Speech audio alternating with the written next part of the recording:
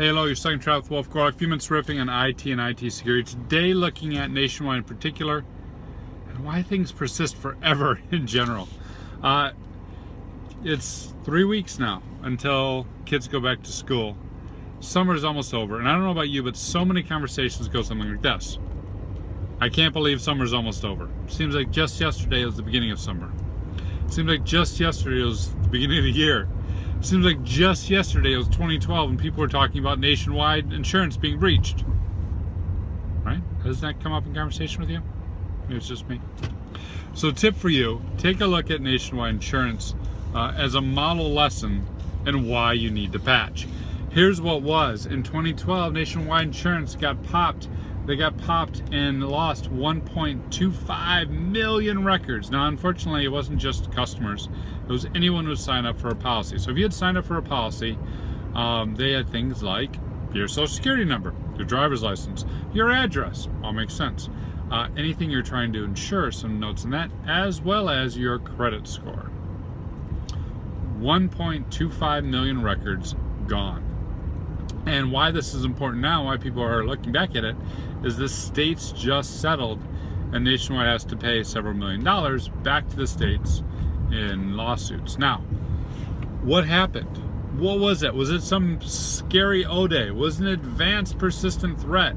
Was it some malicious hackers from China or Russia? No. No, it wasn't. It was a 3-year-old vulnerability and some third-party software that they knew about but had not patched. And that unpatched vulnerability allowed the bad guys to get in and make off with more than 1 million records. This is why it's so important to have a good vulnerability management program. It's so important to know where those vulnerabilities are, and of course back that up with a really damn strong patch management program. Because these days it's not necessarily the O-Day, even though we all like to talk about the O-Day, the unpatched vulnerability, and the first day it's out. Not necessarily the O-Day, oftentimes it's the 365 day.